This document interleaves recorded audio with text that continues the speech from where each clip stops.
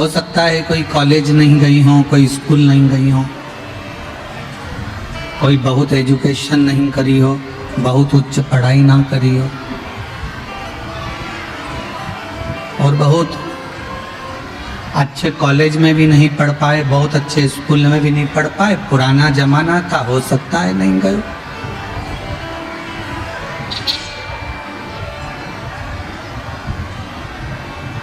पर शबरी ने भले कुछ नहीं पढ़ा, पर शबरी ने अपने दिल में मातंग बाबा के कहने से राम जी को बिठा लिया।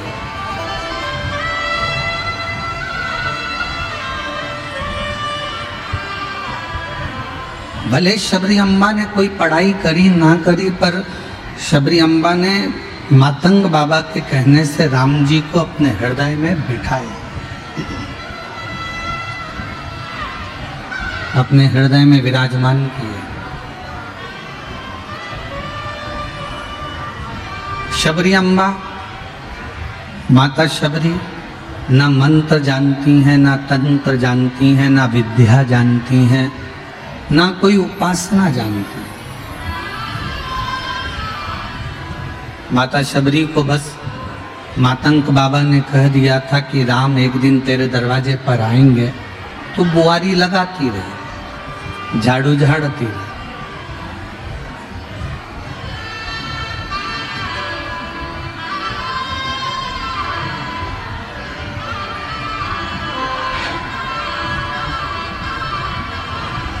और भगवान भाव से शबरी अम्बा के दरवाजे पर पहुंचे।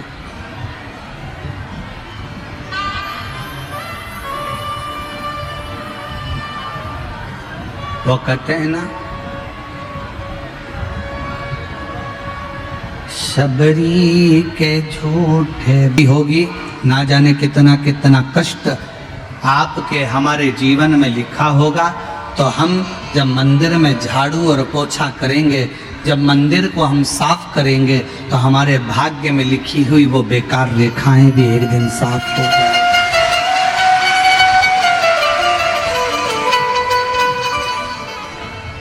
भगवान को कोई मंत्र नहीं चाहिए, भगवान को कोई तंत्र नहीं चाहिए, भगवान को कोई साधना नहीं चाहिए। भगवान को केवल एक भाव, भगवान को केवल एक शुद्ध भाव भगवान को चाहिए, केवल एक शुद्ध भाव।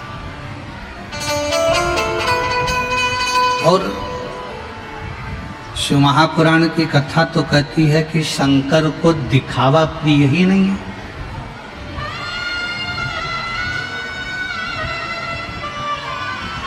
शिव जी को आडंबर प्रिय नहीं है, शंकर भगवान को दिखावा प्रिय नहीं है।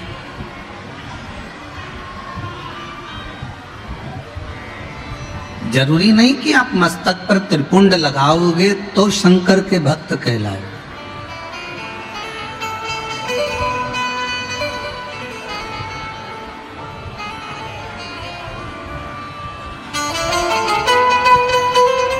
जरूरी नहीं कि आप मस्तक पर त्रिपुंड लगाओ तो शिव के भक्त कहलाओगे।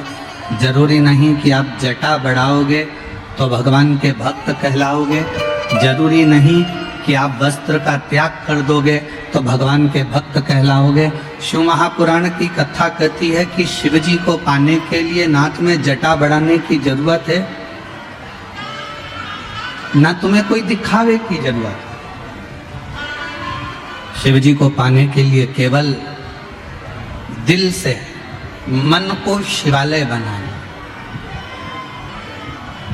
हमारे शैलेंद्र जी एक भजन की लाइन गुनगुनाते रहते हैं, मन मेरा मंदिर नहीं, मन शिवालय हो गया, ऐसा भाव शैलेंद्र जी कहते हैं।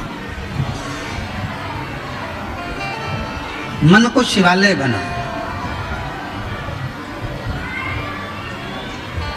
मेरी पूजा शिव से नहीं कोई। ये मन को मंदिर बनाने का प्रयास करिए, और जब मन मंदिर बन जाए उसके भीतर भगवान शंकर की विरल भक्ति, भगवान शंकर की शिव भक्ति, भगवान शंकर की विरल भक्ति जब विराजमान हो जाए तो शिव जब हमारे दिल में आकर बैठ जाते हैं, शंकर जब हमारे हृदय में आकर बैठ जाते हैं, तो फिर कोई आडंबर, कोई दिखावा, कुछ भी करने की जरूरत नहीं पड़ती। शंकर हमारे भीतर समाहित होते चले जाते हैं, हमारे भीतर।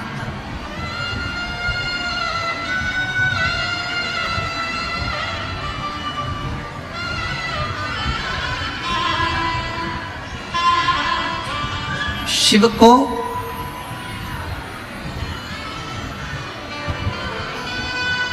दुनिया के लोग तुमसे कहें भगवान शंकर को ये चाहिए, भगवान शंकर को वो चाहिए, भगवान शंकर को ये ला कर दो, भगवान शंकर ये मांग रहे हैं, या भगवान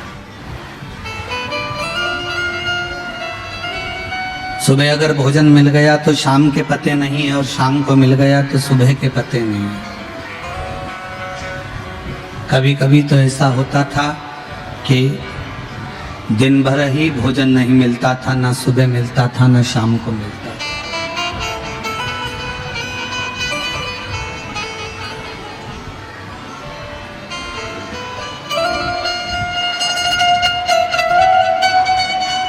शिवरात्रि का त्योहार आया,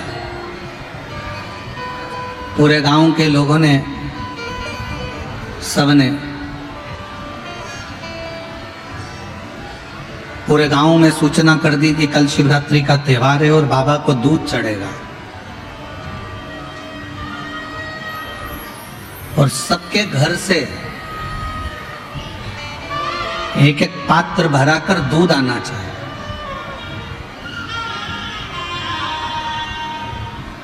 एक एक लोटा भरकर दूध आना चाहिए। रामनाथ लकड़ियां बेच कर आए, बारिश का समय था, थोड़ा सा पानी ज्यादा गिर गया था तो लकड़ी सब गीली हो गई।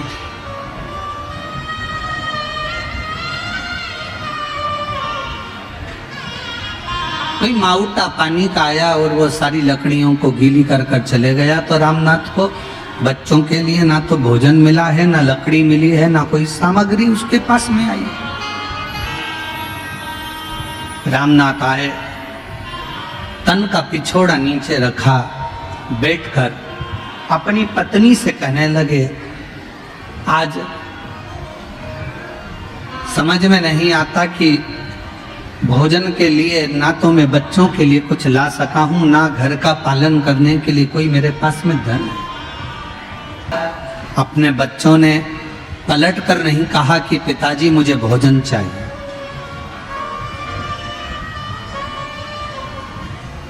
जब भोजन मिल जाता था बच्चे खा लेते थे, जब भोजन नहीं मिलता तो बच्चे भूखे रहते। आज तक हमारे बच्चों ने नहीं कहा कि हमें भोजन ला कर दो। 4 दिन हो जाएं, 5 दिन हो जाएं, 6 दिन हो जाएं, 8 दिन हो जाएं, बच्चे भूखे रह जाते, नहीं खाते, भूखे भूखे हैं।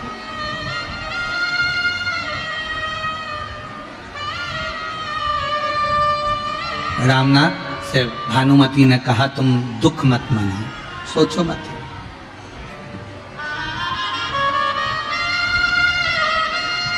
ये बड़ी सुंदर शिवरात्रि की कथा है। शिव महापुराण में वर्णन आता है कि इस कथा का स्मरण, जैसे कल सिंहेश्वर नाथ और स्थानेश्वर नाथ की कथा सुनी, तो कहते हैं कि उस कथा को सुनने के बाद व्यक्ति के जीवन में बदलाव आ जाता है और व्यक्ति कभी भी नीचे की ओर नहीं जाता, उन्नति की ओर बढ़ता चले जाता है। उसी तरह रामनाथ और भानुमति का ये संवाद शिवरात्रि का एक ऐसा संवाद है जिस संवाद को श्रवण करने के बाद में स्वयं तुमरुका जी चंचुला देवी से कहते हैं कि चंचुला, इस संवाद को सुनने वाले के घर में कभी वैभव की कमी नहीं आती है, उसके घर में कभी वैभव कमी नहीं।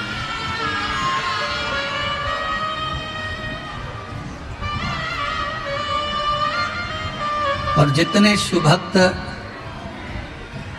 लोगों को पानी बांट रहे हैं या टॉफी बांट रहे हैं या पंडाल के अंदर कोई सामग्री बांट रहे हैं, उनसे कहेंगे बांटो, मना नहीं, पर जब कोई मूल संवाद चले ना तब आप भी बैठकर सुनो। बिहार में ये मौका बार बार नहीं लगता, ना जाने क्या बाबा ने कृपा करी जो सिंहेश्वर में ये मौका लगा है, उसको सुनो।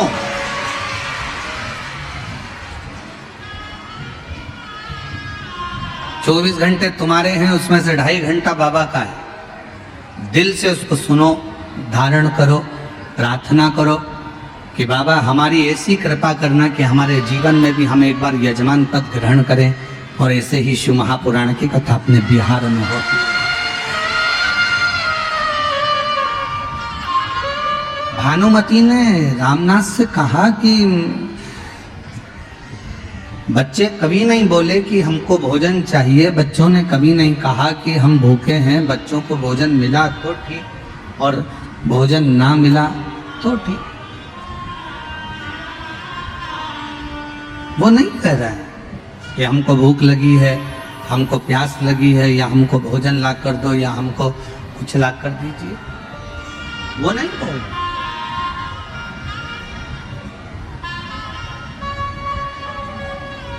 आप चिंता मत करो, छोड़ दो शिव पर। एक ज्ञान और एक व्यवहार, दो चीजें हैं। एक ज्ञान और एक व्यवहार, ये दो चीजें हैं।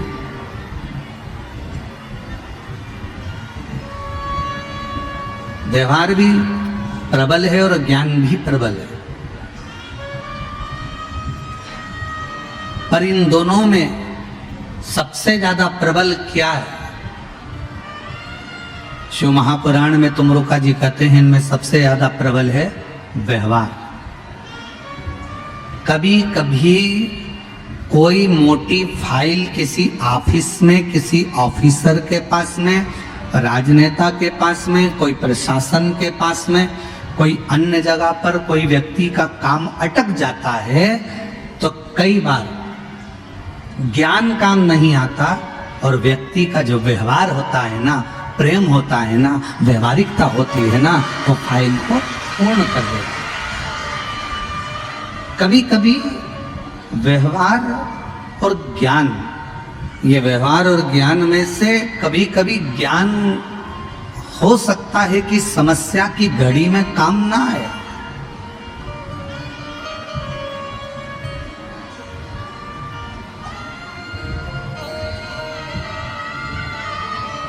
और कभी कभी व्यवहार काम आ जाता है।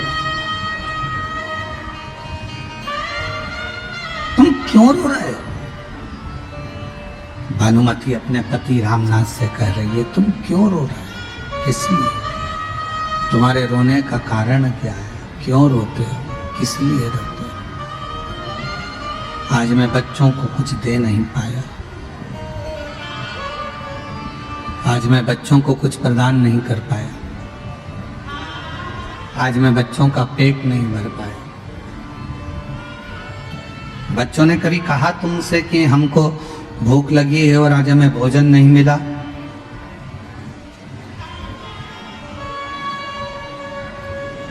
बच्चों ने नहीं कहा ना, तो फिर क्या रोना? घर का सबसे बड़ा संस्कार यही है, एक बेटी जब उसकी शादी हो रही हो, अपने पापा का चेहरा देखकर, अपने पिता का चेहरा देखकर बेटी अपने पापा के पास जाकर कह दे, बाबुल, हे बाबू, बाबूजी, पिताजी, मेरी शादी हो रही है, पर एक बात कहूं पापा, इतना कर्जा मत कर लेना कि मेरे जाने के बाद तुम पूरी जिंदगी कर्जा चुकाते हो।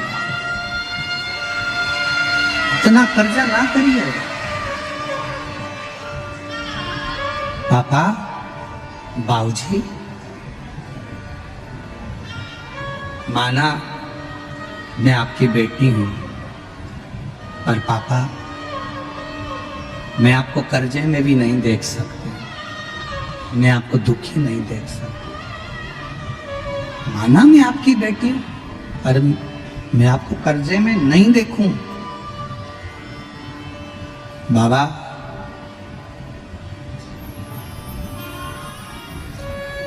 दुनिया कहती है कि बेटी की विदाई में सबसे ज्यादा मार होती है। परशु महापुराण की कथा कहती है, जब पार्वती जी विदा हो रही थी तो हिमालय राज, जिसको लोग पत्थर कहते हैं, उसके भी नेत्रों से पानी बह रहा था, उनके भी नेत्रों से जल रहा।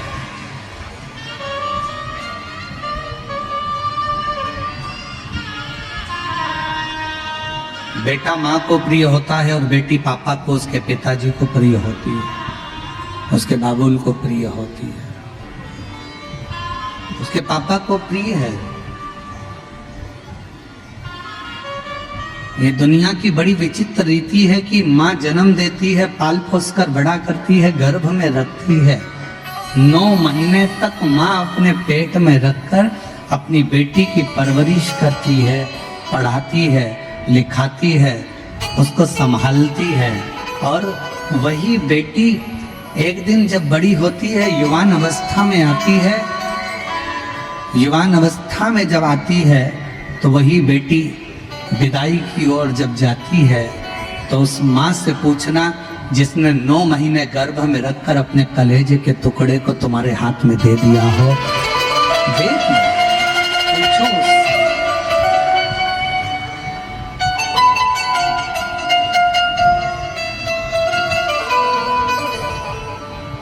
और कैसो अहो, कितना भी धन भरा पड़ा हो, फिर भी एक क्षण ऐसा आता है कि बेटी को विदाई करते समय बाप को लगता है कि मेरी सारी दुनिया, मेरा सारा दौलत, मेरा सारा धन कहीं चले गया, कहीं चले गया। क्यों रो रहे हो?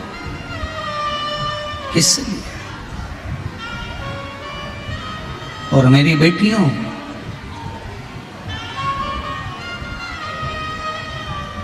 लोग कहते हैं कि बेटा पिंडदान करेगा तो माँ बाप को मोक्ष मिलेगा।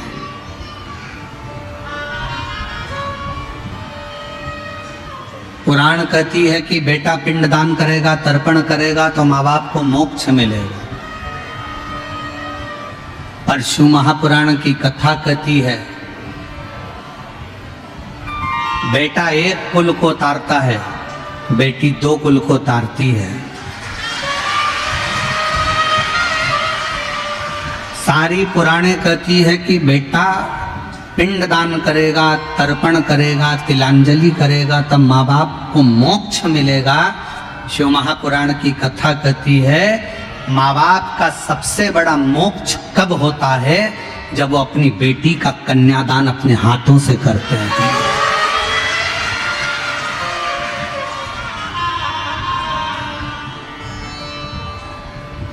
तुम किसी भी कॉलेज में पढ़ो,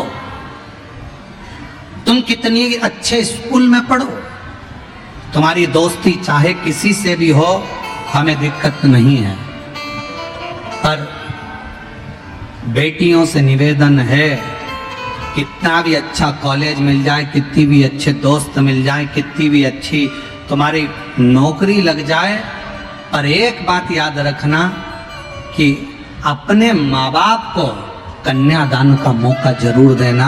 किसी एरे गिरे नत्थु केरे के साथ मत चलो।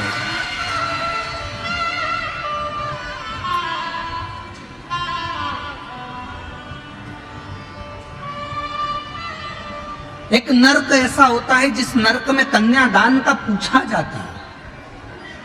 हमको बिहार की रीति रिवाज नहीं मालूम, पर हमारे यहाँ का रीति रिवाज है,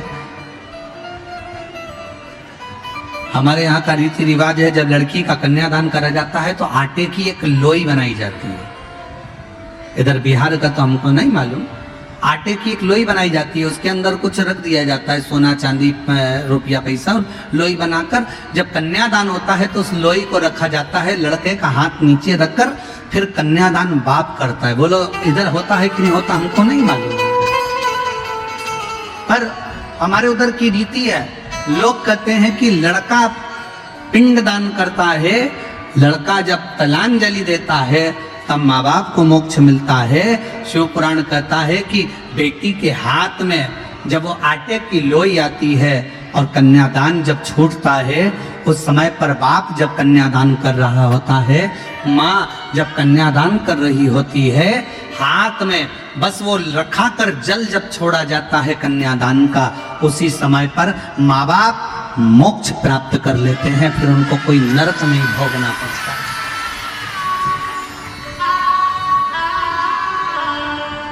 फिर उनको कोई नरक नहीं भोगना पड़ता।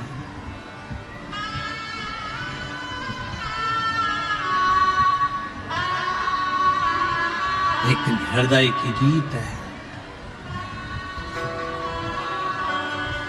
जब पार्वती जी की विदाई हो रही थी,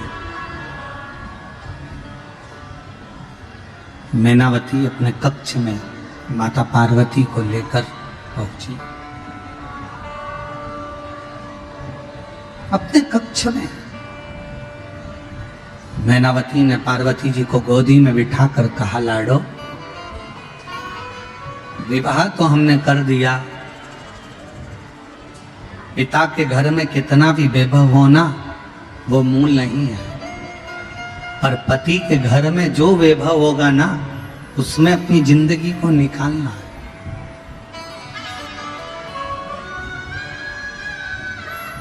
एक अच्छे बेटे की परीक्षा कब होती है? जब उसकी पत्नी आ जाती है, शादी हो जाती है, तब बेटे की सही परीक्षा होती है। बेटी की सही परीक्षा कब होती है?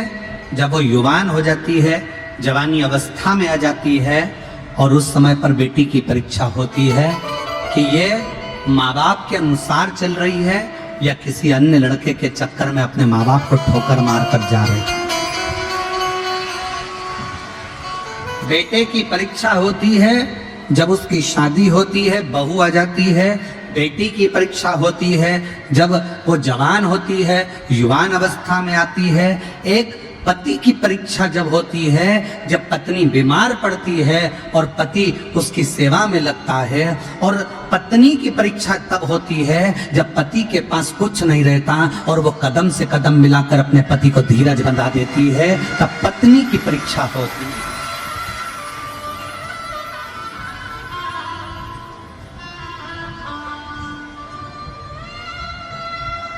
तब पत्नी की परीक्षा है।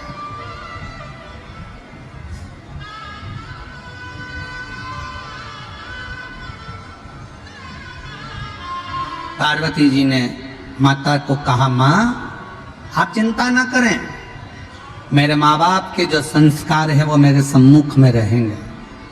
सम्मुख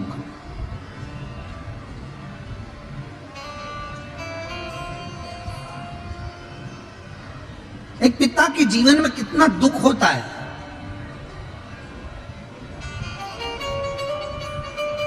एक माँ के जीवन का जो दुख है वो माँ आंसू बहाकर निकाल देती है, पर बाप रोता भी नहीं है साहब।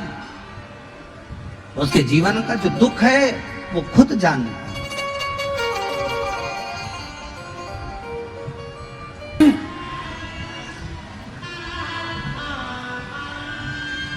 ज्ञान और व्यवहार ये दो है। ज्ञान और व्यवहार दो। कभी कभी ज्ञान पढ़ा की पढ़ा रह जाता है और व्यवहार काम आ जाता है। कभी कभी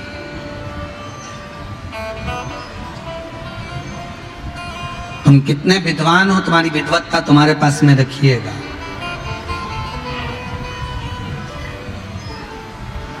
तुम कितने विद्वान हो, तुम्हारी विद्वत्ता तुम्हारे पास रखिएगा। कभी कभी एक अनपढ़ व्यक्ति भी सही कार्य कर कर चला जाता है, और विद्वान पढ़े लिखे भी कई बार धरे की धरे रह जाते हैं। फिर निवेदन करूं, तुम्हारे पिताजी 10वीं पढ़े, 5वीं पढ़े, 6ठी पढ़े कि बिल्कुल नहीं पढ़े, अनपढ़ हैं? तुम्हारी माता 8वीं पढ़ी, 10वीं पढ़ी कि कॉलेज पढ़ी कि बिल्कुल अनपढ़ है? तुम्हारे माता पिता भले नहीं पढ़े, पर तुम्हें तुम्हारे माँ बाप ने पढ़ा लिखा कर बाबू तो बना दिया। ये सामर्थ्य था, ये उसकी सामर्थ्यता है। वो 8वीं तक पढ़ी है, वो 5वीं तक पढ़ी है, वो अनपढ़ है, वो अंगूठा टेक है, पर उसने अपने बच्चों को तो पढ़ाया है। अंगूठा टेक माँ, वो अंगूठा टेक पिता अपने बेटे को इंजीनियर, डॉक्टर, अपने बेटे को सब कुछ बना देता है। एक दिन अच्छे ओहदे पर ले जाकर उसकी नौकरी भी लगवा देता है। देखना तो ये पड़ेगा कि वो अंगूठा टेक माँ और अंगूठा टेक बाप ने अपने बच्चे को इंजीनियर बना दिया। अब देखना यह है कि तुम पढ़े लिखे अपनी औलाद को कहां तक पहुंचाते हो, वो देखने वाली बात है, वो देखने वाली बात। माँ घर में काम कर रही है तो भी बच्चे पर ध्यान रख रही है, माँ घर में रसोई बना रही है तो भी बच्चे का ध्यान रख रही है। और एक आज के जमाने के पढ़े लिखे लड़के, पढ़े लिखी लड़कियां जब विवाह हो जाता है तो उनको बच्चों को संभालने के लिए एक आया की जरूरत पड़ती है। बच्चों को संभालने के लिए एक आया की जरूरत है जो बच्चे को संभाले। झाड़ू लगाने के लिए झाड़ू वाली की, बर्तन वाले के लिए बर्तन मांजने वाली की, कपड़ा धोने वाले की, झाड़ू पोछा करने वाले की, रसोई बनाने वाले की, पूरे घर में सारे नौकर चाकर की जरूरत पड़ती है। पर एक अंगूठा टेक माँ झाड़ू भी लगाती है, पोछा भी लगाती है, बर्तन भी मांजती है, भोजन भी बनाती है और आए हुए मेहमानों का सम्मान भी करती है। और तुम जैसे बेटे को कभी कलेक्टर, कभी एसपी और कभी इंजीनियर, कभी डॉक्टर बना देती है। उसको नहीं आता कुछ भी, वो नहीं जानती, ज्यादा पढ़ा लिखी नहीं है। और सही बोलूं ना मेरी बहनों, ओ मेरी बिहार की जीजियों, कई मेरी जीजियां तो ऐसी आज भी बैठी हुई हैं और आज भी भारत की भूमि पर ऐसी माताएं हैं, ऐसे पिता हैं जिनको आज भी स्क्रीन टच मोबाइल चलाना नहीं आता, आज भी है। और स्क्रीन टच तो जाने दो, कीपैड पे भी कोई फोन लगा कर देगा तो बात कर लेगी, नहीं तो वो नंबर दबाना भी नहीं जानती। ये जो पीढ़ी है ना, जिसका दर्शन आज तुम कर रहे हो ना, ये पीढ़ी का दर्शन आने वाले समय में नहीं होगा।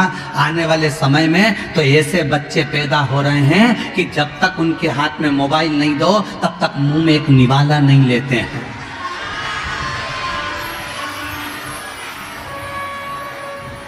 पहले मोबाइल दो, फिर उस पर वो देखेगा एक मोटा हाथी, फिर वो खाएगा। मम्मी उसके आगे पीछे घूमेगी, बेटा खा ले, बेटा खा ले, बेटा खा ले, बेटा खा ले। फिर कई बार बूढ़ी बूढ़ी माताओं के जब छठ पर्व में जब बहुएं आती है ना, मुंबई से, पूना से, पटना से जब बहुएं आती है ना, तो बूढ़ी बूढ़ी बिहार की फिर माताएं कहने में पीछे नहीं हटती। कई बार बिहार की माताएं फिर कह देती है, हमारी भी 4 औलाद थी, हमने पाल पोस के बड़ा कर दिया।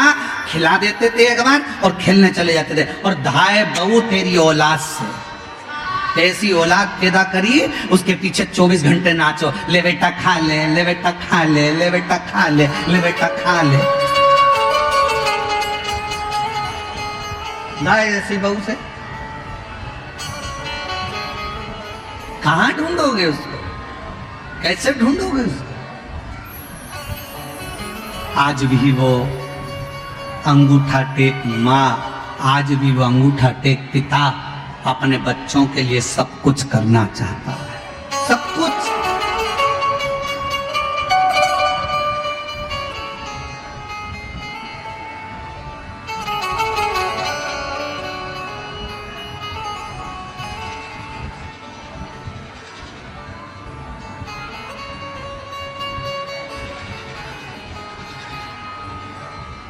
और जितने पढ़े लिखे लड़के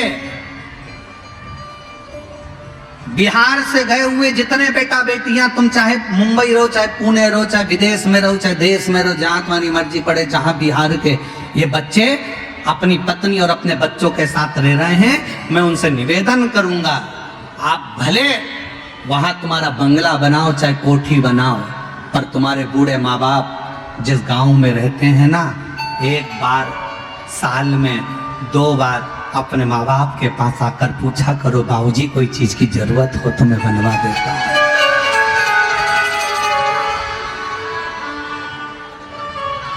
कुछ नहीं चाहिए, कुछ नहीं। कितनी माँ बैठी है जो अपने बेटे से बोली एक बार, मेरे को साड़ी दिला, मुझे हाथ की चूड़ी दिला। जितनी मेरी जीजियां बैठी हैं, इन्होंने कभी अपने बेटों से नहीं कहा कि मुझे साड़ी दिला, मुझे चूड़ी दिला। पति से जरूर बोली, पर अपने बेटों से नहीं बोली। और उल्टा बेटों को जरूरत पड़ी तो माँ ने अपनी अलमारी खोलकर निकाल कर दे दिया, पर माँ ने कभी अपने बच्चों से नहीं कहा कि मुझे कुछ दिलाओ, मुझे नहीं चाहिए। एक माँ कहती है मेरे पास में सब कुछ है, मेरा पति है मेरे पास में, मेरी दौलत है मेरे पास में, और मेरा ये परिवार मेरे पास में है, तो मैं क्या करूंगी इस संपदा का? क्या करूं इसको? संपदा का क्या करना है मुझे? शिव महापुराण की कथा कहती है, ज्ञान का अभिमान ना करिए, ज्ञान का अभिमान ना करिए, कुछ काम व्यवहारिकता में करने का प्रयास करिए। तुम्हारे पापा नहीं पढ़े लिखे, अपना ज्ञान अपने पास में रखिए। तुम्हारी मम्मी नहीं पढ़ी लिखी, अपना ज्ञान अपने पास में रखिए। तुम्हारे घर के बुजुर्ग नहीं पढ़े लिखे, अपना ज्ञान अपने पास में रखिए। कभी कभी अगर माँ बाप के पास में आकर बैठो, बुजुर्गों के पास में आकर बैठो, तो ज्ञान की चर्चा नहीं, व्यवहारिकता की चर्चा होना चाहिए। मम्मी आपके हाथ का भोजन अच्छा लगता है, पापा आप थोड़ा बैठा करो, पापा को माँ को थोड़ा हृदय लगाने का प्रयास करो,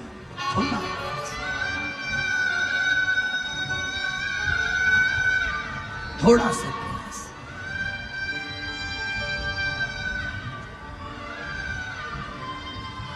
आज का जमाना बड़ा प्रोफेशनल हो गया है, लोग रिश्ते भी केवल तब तक निभाते हैं जब तक उनको तुम्हारी जरूरत पड़ती है, उसके बाद लोग रिश्ता निभाना भी बंद कर देते हैं।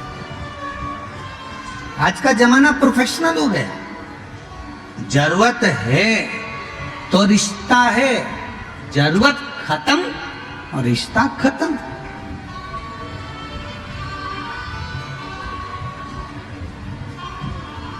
संबंध, व्यवहारिकता का संबंध। भानुमति ने रामनाथ से कहा, क्यों चिंता करते हो, अपने बच्चे हैं, आप चिंता ना करें, आप टेंशन मत लो, आप चिंता मत करो, ये अपने बच्चे हैं, भोजन मिला तो ठीक है, नहीं मिला तो ठीक है। ये आपसे कभी नहीं कहेंगे कि हमें भोजन मिला कि ना मिला, हमें कुछ मिला कि नहीं मिला, ये कभी नहीं कहेंगे, आप टेंशन मत लो। दरवाजा बजाया गया, हवाई लगाई,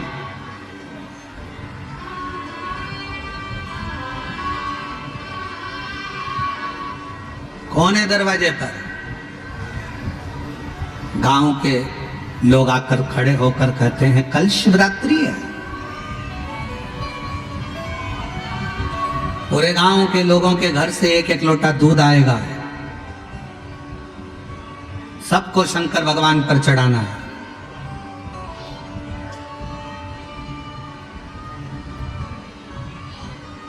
रामनाथ, तुम्हारे घर से भी एक लोटा दूध शंकर जी के मंदिर में, शिवालय में एक चढ़ाने के लिए आना चाहिए। अब गांव के पटेल खड़े हो, गांव का सरपंच खड़ा हो, गांव का कोई विद्वान खड़ा हो, तो उनको पलट कर ये थोड़ी ना कहा जाता कि मेरे पास में कुछ नहीं है, ठीक है साहब चढ़ाओ। जरूर।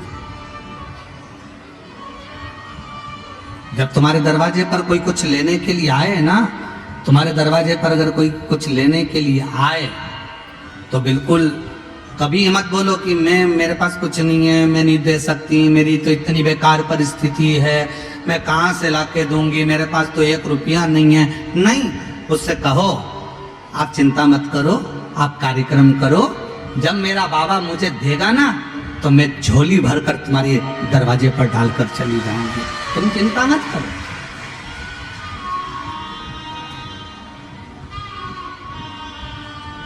क्यों टेंशन लेना, क्यों चिंता करना? इस बात की चिंता करते हो आप, परेशान। दूध नहीं मिलेगा तो जल ही चढ़ा देंगे, गांव के लोग क्या कहेंगे? सारे घर से 1-1 लोटा दूध आना है और गांव के लोग क्या कहेंगे? पत्नी कहती आप चिंता मत करो, आप अपना विश्राम करो। ये धर्म पत्नी होती है।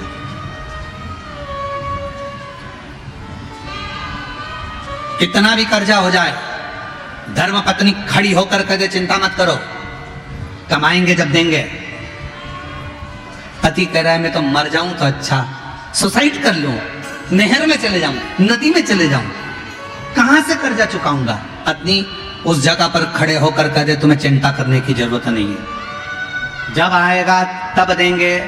मरने का प्लान छोड़ो और व्यापार आगे कैसे बढ़ाना है, उन्नति की ओर कैसे बढ़ाना है, अपन को कितनी मेहनत करना है, उस पर ध्यान दिया जाए।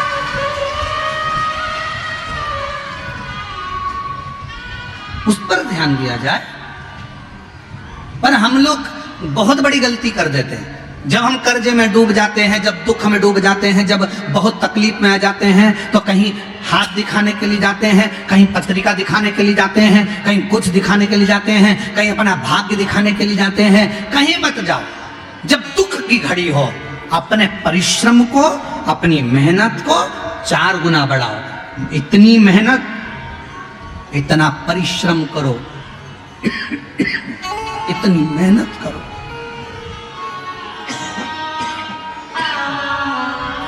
इतना परिश्रम, इतनी मेहनत करो, इतना परिश्रम करो और भगवान पर विश्वास रखो, भरोसा रखो, सफलता मिलेगी जरूर। भटक रहे हैं, भटक रहे हैं।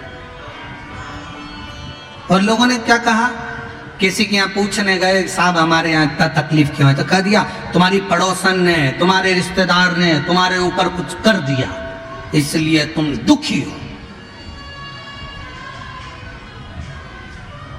तो उससे कहो इसको सही कर दो, जो पड़ोसन ने हमारे ऊपर करा तुम पड़ोसन पे कर दो, करो तो सही।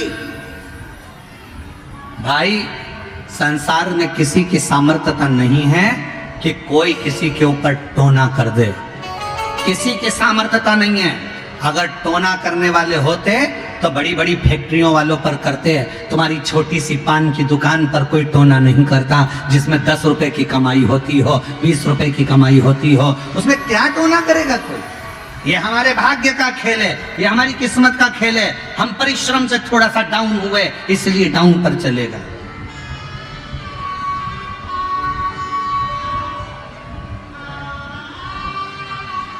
बड़ा होता है और मत बुरे कर्म कर वरना पछता। दूर से आप यहाँ पहुँचे हैं कथा सुनने के लिए, परिश्रम कर कर ही तो पहुँचे हो, मेहनत कर कर ही तो पहुँचे हो। अब जब इतनी मेहनत कर कर इतनी गर्मी में आप कथा सुनने के लिए आए हो तो मेरा भोले बाबा आपको क्या खाली लौटा देगा? मेरा शंकर भी तो कुछ ना कुछ देकर भेजेगा यहाँ से आपको। शिव दिए बिना नहीं भेज सकते।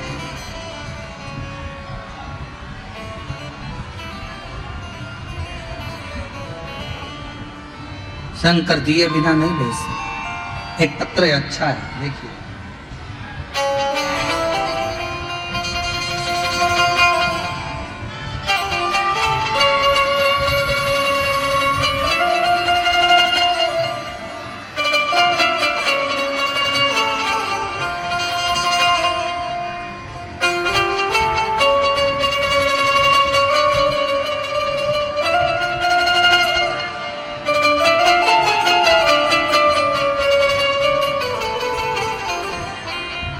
बबली पति श्वेत जायसवाल हैदराबाद में रहती हैं, हैदराबाद से हैं।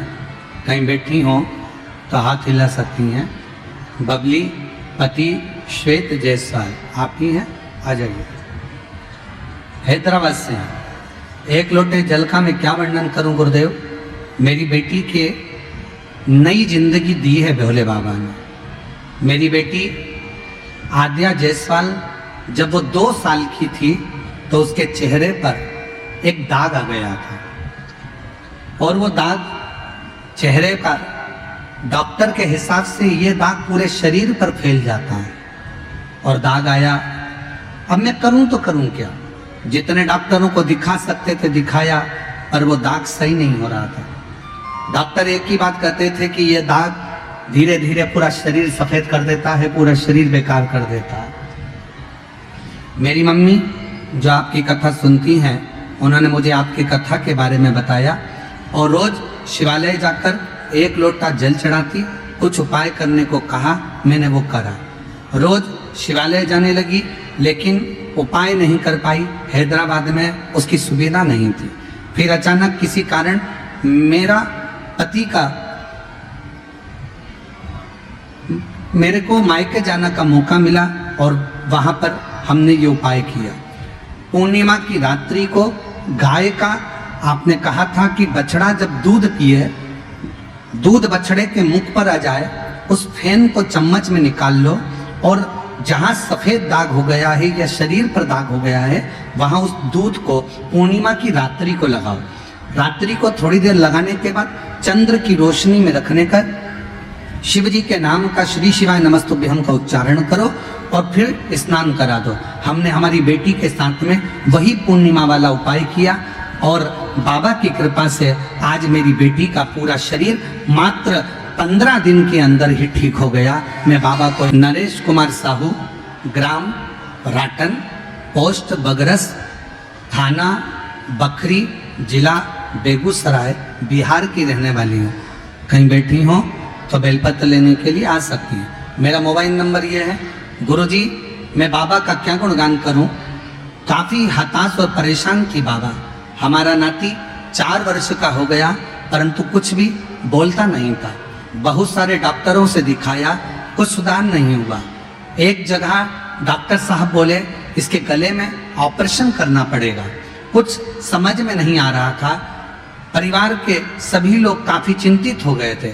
हमारी देवरानी आपकी कथा टीवी पर सुनती है, उसने हमें बताया कि सीहोर वाला बाबा कहता है, सुना करो, 1 लोटा जल सभी समस्या का हल। बाबा आपकी भी समस्या का हल करेंगे। शिव कथा में कुंदकेश्वर महादेव के नाम लेती, शंकर जी को चढ़ा हुआ जल लाती और बच्चे को पिला देती, बच्चे के चेहरे पर गले में लगा देती। मैं बाबा का क्या गुणगान करूं गुरुदेव। जो बच्चा डॉक्टर के हिसाब से बिना ऑपरेशन के बोल नहीं सकता था, उसको ऑपरेशन की जरूरत नहीं पड़ी, और आज मेरा बच्चा 4 साल का पूरा बोलने लगा। मैं बाबा को प्रणाम करने के लिए आई हूँ, बाबा को नमन करने के लिए।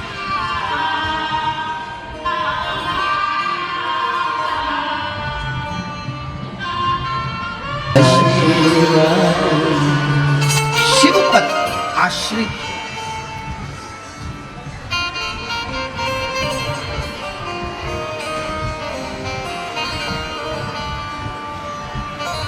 लोग कहते हैं गुरुजी समस्या बहुत बड़ी है।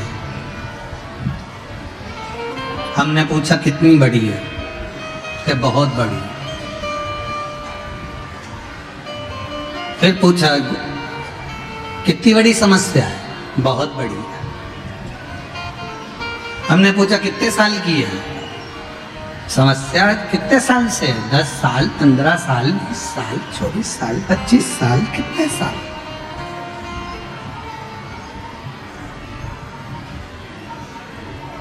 कहा गुरुजी बहुत समस्या, बहुत बड़ी समस्या। हमने कहा समस्या कितनी भी बड़ी हो, कैलाश पर्वत पर बैठने वाले महादेव से बड़ी नहीं हो सकती है, वो उसके चरणों की रज ही है।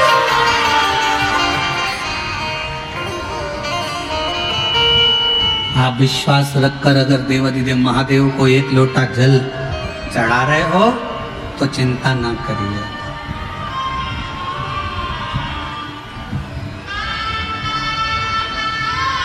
आप शिव को आश्रित होकर शंकर की शरणागति लेकर उसको भज रहे हो, क्या सोचना, क्या विचार करना?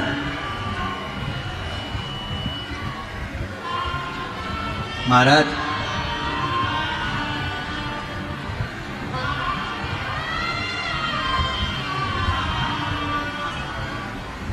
शंकर भगवान के मंदिर में जब जाओ तो पूर्ण भरोसे के साथ, और शंकर की कथा में आओ तो पूर्ण भरोसे के साथ। हम आपसे भी कहेंगे, और जो 1 मई से 7 मई जयपुर में विद्याधर नगर स्टेडियम में, जो जयपुर की पवित्र भूमि पर कथा होने वाली है 1 मई से 7 मई दोपहर में 1 बजे से 4 बजे तक, हम जयपुर के भक्तों को, उनके आसपास के भक्तों को भी यही कहेंगे कि जयपुर की कथा में अगर आप आओ तो बाबा के विश्वास के साथ आना कि मैं 7 दिन में कुछ ना कुछ लेकर मेरे बाबा के दरवाजे से जाऊंगा। तो आओ, वरना मत आओ। आप आपका घर भरा, आप भरा।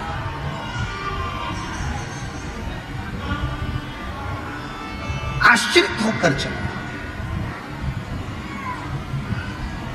एक पत्नी का सबसे बड़ा क्रम है वो अपने पति को बल दे। सीखो भगवान शंकर की कथा से।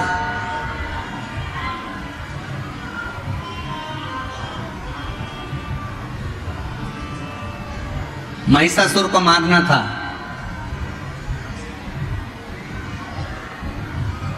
महिषासुर को मारना है। देवताओं ने एकत्रित होकर विचार करा कि इसको मारेगा कौन। कहा इसको वही मार सकता है, इसने वर में मांगा है कि मैं किसी स्त्री के हाथ से मरूं। तो इतने में भगवान ब्रह्मा जी बोले कि, भगवान विष्णु बोले कि एक काम करो ब्रह्मा जी, तुम्हारी धर्मपत्नी ब्रह्माणी को कह दो कि वो महिषासुर को मार दो। ब्रह्मा जी बोले मेरी पत्नी ब्रह्माणी महिषासुर को नहीं मार सकती। क्यों? क्योंकि ब्रह्माणी ने मुझे श्राप दिया है कि पूरी पृथ्वी पर मैं केवल एक जगह पर पूजा जाऊंगा, वो पुष्कर की भूमि है। ब्रह्माणी का मुझे श्राप लगा है। पत्नी अपने पति को अपशब्द कर रही है तो धर्म पत्नी कैसे महिषासुर को मार सकती है? तो ब्रह्मा जी ने कहा भगवान विष्णु से आप लक्ष्मी जी से कह दो कि महिषासुर को मार दे। भगवान विष्णु ने कहा लक्ष्मी महिषासुर को नहीं मार सकती, क्योंकि लक्ष्मी ने मुझे श्राप दिया था कि घोड़े का मुंह लगेगा। जब वो सुंदर तैयार हो रही थी मैं उसको देखकर हंसा तो लक्ष्मी जी ने मुझे कह दिया कि तुम मुझे देखकर घोड़े जैसे हंसे हो, इसलिए तुम्हें घोड़े का मुंह लगेगा। तो लक्ष्मी भी महिषासुर को नहीं मार सकती। तब भगवान ब्रह्मा और भगवान विष्णु ने कहा शंकर भगवान आप पार्वती जी से कहो, पार्वती जी महिषासुर को मार सकती हैं, क्योंकि पार्वती जी आज तक शंकर भगवान से ऊंचे स्वर में बात नहीं करी है। पार्वती ने अपने अखंड सौभाग्य से सम्मानजनक बात करी। भगवान शंकर बोले मेरी पत्नी को तो क्रोध ही नहीं आता। शिवजी बोले मेरी पत्नी को गुस्सा नहीं आता। भगवान विष्णु ने कहा कुछ भी करो पर पत्नी को गुस्सा तो दिलाना पड़ेगा, चाहे कुछ भी हो जाए। तो शंकर भगवान कहने लगे मैं प्रैक्टिकल करके देखता, तुम बताओ कि गुस्सा कैसे दिलाएं। तो कहा कि तुम बस पार्वती जी के सामने तुम अगर पत्नी को गुस्सा दिलाना है तो उसके बाप को बखानो, उसके पिताजी को बखानो, ठीक है। अब भगवान शंकर गुफा में गए, पार्वती जी ने भोजन दिया। शिव जी भोजन करते करते बोले री पार्वती गजब की बात है, तेरे बाप भी बड़ा गजब था, इतना करोड़ों का धन होने के बाद भी उसने कन्यादान में 1 रुपया नहीं दिया। पार्वती जी मुस्कुराती रही। पार्वती जी ने पूछा क्या क्या चाहिए था कन्यादान में? अरे कम से कम सोफा देता, अलमारी देता, फ्रिज देता, कूलर देता, वॉशिंग मशीन देता, इतना सारा सामान देता। तो इतने में पार्वती जी बोली मेरा बाप तो सब कुछ दे देता, तुम रखते कहाँ कैलाश में, ये शमशान में रखने की जगह नहीं है, और कह रहे बाप सामान दे देता। अब भगवान शंकर को लगा मैं इसके बाप तक पहुंचा, ये मेरे बाप तक पहुंच जाएगी थोड़ी। तो भगवान शिव ने सोचा मैं ये बात तो खत्म करूं। फिर भगवान ने बात पलटी, और बात पलटकर भगवान शंकर ने कहा, री पार्वती तेरा अगला जन्म हुआ था सती का, तू अपने पिता दक्ष प्रजापति के यहाँ गई थी, तेरे बाप ने तेरा सम्मान नहीं करा, आखिरी में तुझे जलकर भस्म होना पड़ा। इतने में तो पार्वती को आ गया क्रोध, बाहर निकली बर्तन रखने के लिए, सामने था महिषासुर और देखकर हंस दिया। इतने में तो जगदम्बा टूट पड़ी उस महिषासुर के ऊपर। अब क्या सीखे इस कथा में?